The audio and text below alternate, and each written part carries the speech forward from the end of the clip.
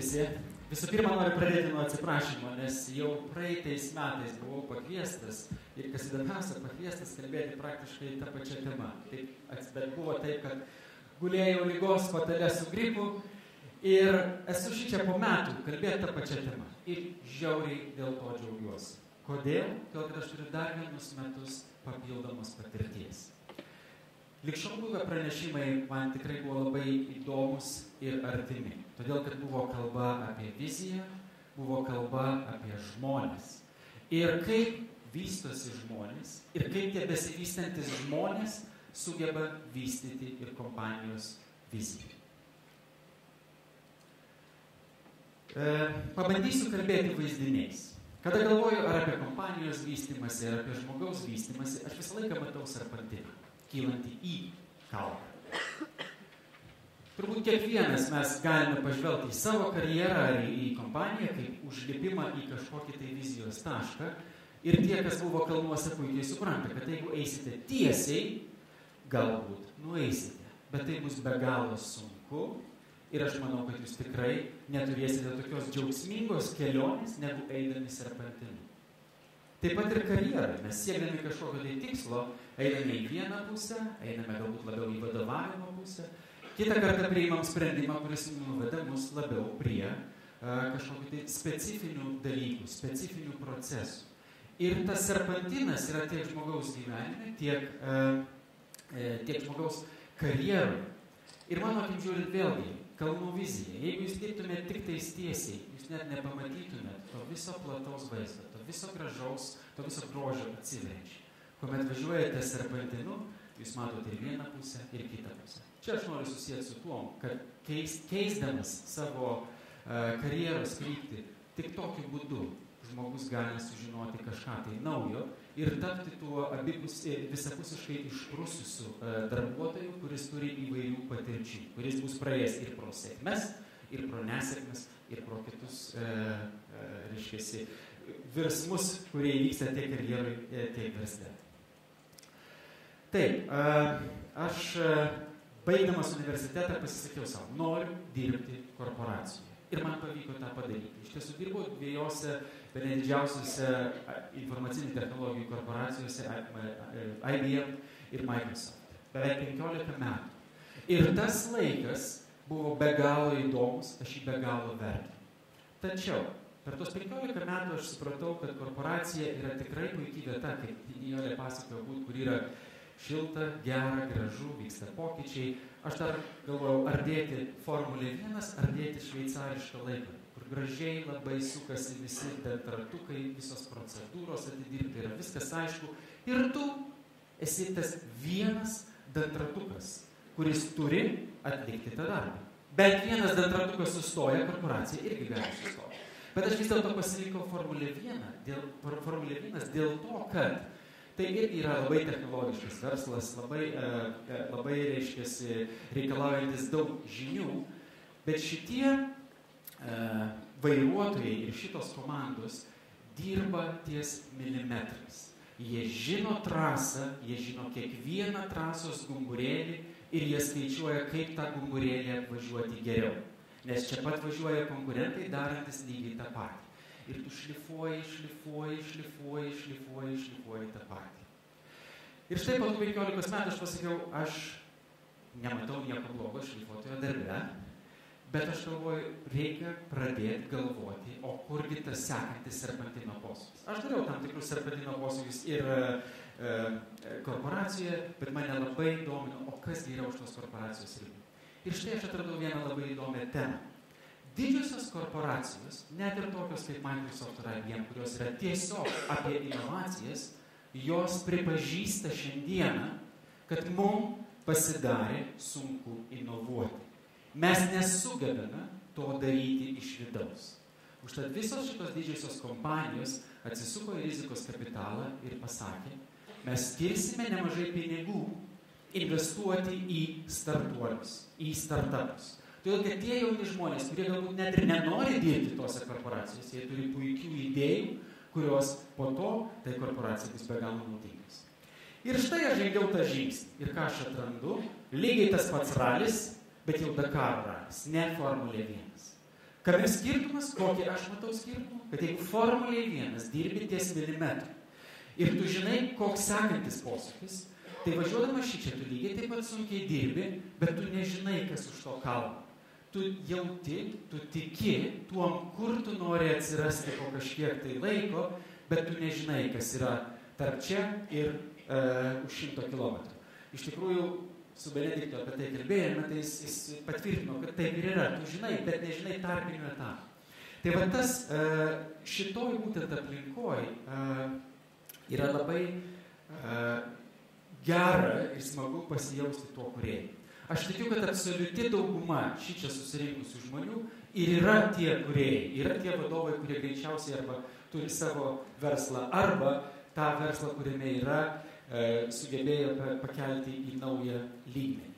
Bet aš noriu būtent akcentą uždėti į startupus, nes tai yra pakankamai nauja Lietuvoje.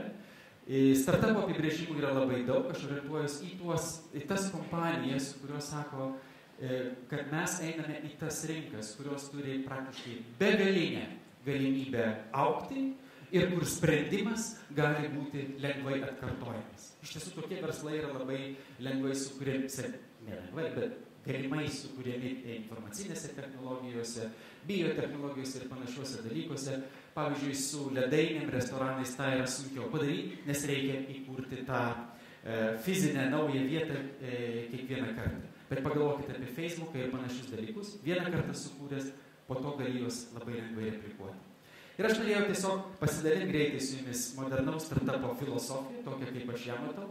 Ir žinau, kad tai, ką aš čia parašiau pirmą eilutę, greičiausiai absoliučiai daugumai iš jūsų šokiruoja. Ir aš taip, iš pradžių aš parašiau kurti vertę. Po to pridėjau kurti vertę ne tik pelną, bet vis dėlto nusprendžiau kurti vertę, ne pelną. Taip, startupas šiandieną, kuomet jis yra to pirmoje savo vystymosi stadijoje, apie pelną negali ir iš tikrųjų tai neturi galvoti. Nes mes turime puikius mechanizmus, tokie kaip rizikos kapitalo fondai, kurie į gerą idėją gali investuoti pakankamai ilgą laiką, kad būtų sukurta vertė, tebūnie šiandieną net ir nenešantį pelną. Tiesiog pagalvokite apie tokius projektus kaip Skype'as arba WhatsApp, kurie buvo parduoti milijardinėm sumom, nors nė karto lig tol nebuvo parodę nė vieno cento pelno.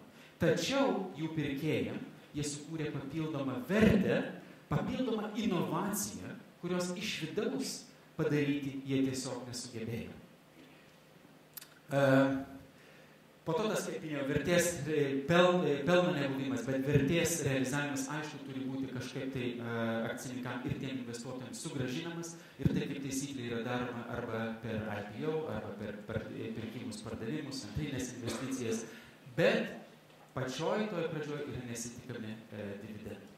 Startupas šiandieninis turi būti super susifokusavęs į vieną dalyką, nes tiesiog jisai neturi pajėgumų daryti labai daug įvairiausių, būti išsiblaškęs ir darydamas tą vieną dalyką, jis turi stengtis tą padaryti labai greitai. Taip, investuotojai duoda pinigų ir sako, kol kas daryk, aš nesitikiu iš tavęs pelno, bet jeigu sekasi, tai darom toliau, jeigu nesiseka, reikia stabdyti ir tą sužinoti reikia kaip įmanoma greičiau.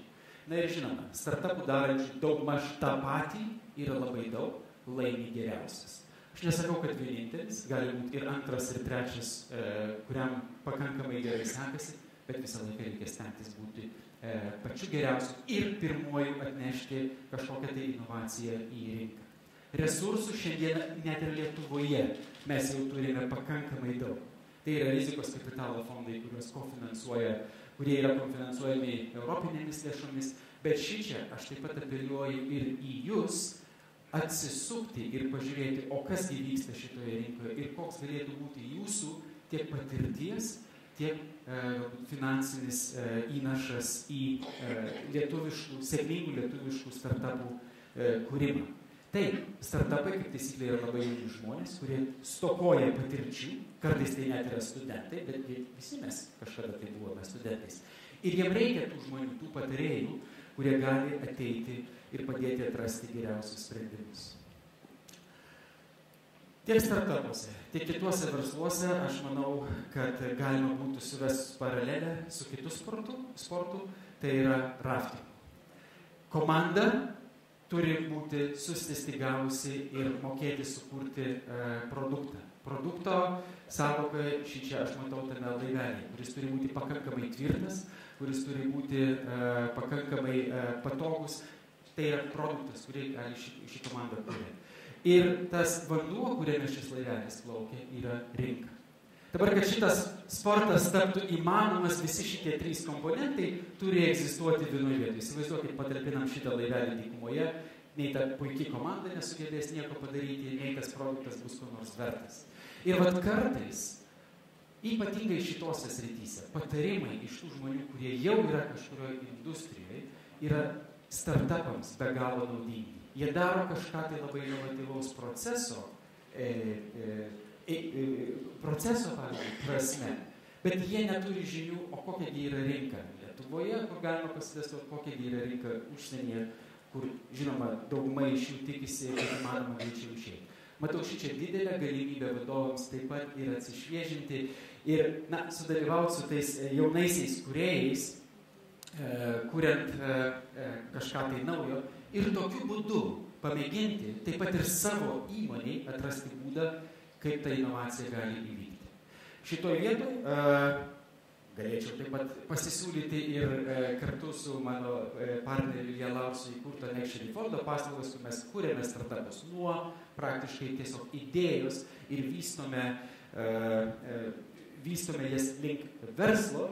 Jau turime šnekų su kai kuriom įmonėm, kurios yra savo tą pasisakę, taip pat ir tarptautinės įmonės, kad mums yra reikalinga inovacija iš užsienio. Ir kadangi mano laikas jau baigėsi, aš norėčiau tiesiog palikti jūs su paskutinė mintim, kurią aš išgirdau iš vieno profesoriaus amerikiečio, kuris dėsto KTU universitete ir dirba su startupais. Jisai yra iš Stanford. Ir atvykęs į Lietuvą, jisai sako, aš labai stebėjausi, kodėl lietuviai didžiuojasi, viena iš labai rimtų nesėkmių. Tai yra Lituanikos skrydis, kuris baigėsi nesėkme. Ir sako, ilgai apie tai galvodamas, aš tada supratau, kad lietuviai yra startuolių tauta, kurie sugeba kažką tai pradėti. Ir paralelė startuolio su Lituanika yra ta, kad, Darius ir Girėnas pabandė ir padarė tikrai kažką tai neįmanomo, dėja atsitiko taip, kad jie antro šanso neturėjo. Aš Dievui versle, šiandien mes jau visi suprantame, kad nesėkmė tai nėra pabaiga. Nesėkmė tai yra dar vienas laiptelis į priekį ir mes galime bandyti ir dar vieną kartą. Todėl aš tikrai tikiuosi ir linkiu, kad jūs tapsite būtent šitos vizijos, kaip naujos pradžios advokatais ir prisidėsite prie jaunų komandų, kurios kuria jaunus verslus. Dėkui.